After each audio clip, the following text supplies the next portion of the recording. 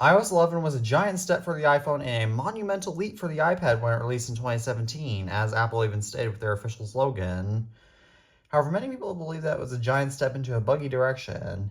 How, and is it really that bad? Let's get into it.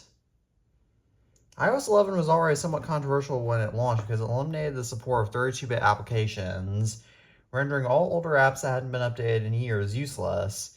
In fact, I remember being frustrated as to why so many apps on both my iPad Mini 2 and Air 1 were suddenly dysfunctional, which were my main devices when iOS 11 was current. That was just scratching the surface, as iOS 11 is infamously ridiculed with bugs. I remember back when I was typing documents on my iPad Air 1 pages on iOS 11 when it would simply freeze, forcing me to reboot my iPad. I even recall my aunt talking about how many people had issues with iOS 11 back when it released. Furthermore, the random alpha gadgets reported that once he updated his iPod Touch 6th generation to iOS 11, its touchscreen would often either not respond to touch at all or would just move without him touching it, to the point where I had to get an iPhone 5C just to use like an iPod Touch, which cannot go to iOS 11. If that wasn't enough, Apple admitted to intentionally slowing down iPhones that had poor battery health with unexpected shutdowns to maintain stable battery life in December of 2017. This issue mostly impacted the iPhone 6 because it was beginning to display its age.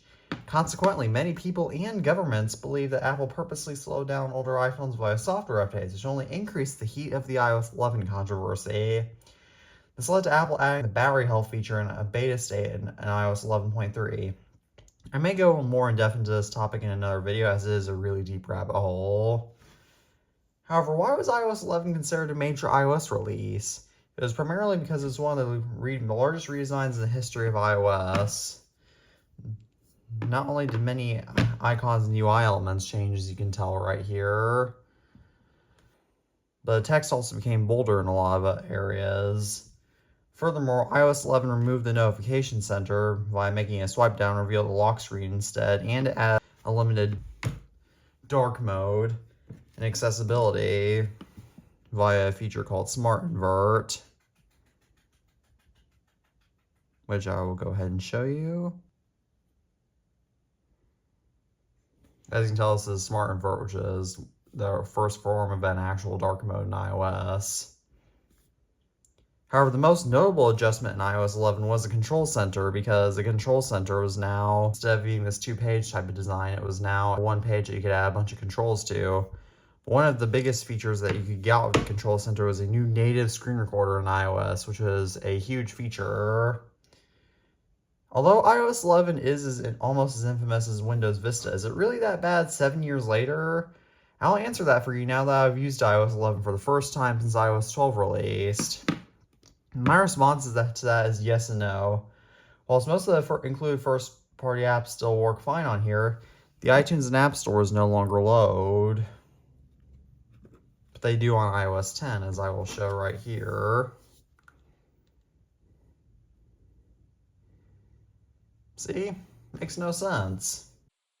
Hello, it's Editing Teddy here, and I just wanted to say that my only theory on why Apple possibly shut down the iOS 11 App Store that I didn't mention in the video, aside from this little part, is that because iOS 11 isn't signed on any iOS devices, because no devices stopped on it, and unlike iOS 8, which also didn't have any devices stop on it, but still the App Store, I believe, still works on it. My only theory is that because iOS 11 isn't signed for anything, not even OTA, that's my only possible reason for why Apple shut down the iOS 11 App Store. And this could also just be a possible issue with this specific iPhone 7, but this phone's battery life is horrible and it overheats a lot when performing basic tasks, even when Bluetooth and background app refresh disabled. And no, I can't check the battery health because if I go into battery settings, as you can tell, it's before they add battery health, so I don't know what it is. However, I haven't experienced any major glitches on this phone yet, such as it having it freezing, and I have not had a dysfunctional touchscreen yet. But was iOS 11 buggy for you? Do you like it? Please comment that down below. As always, thank you all for watching this video. I'm the iTunes Fanboy, and peace out.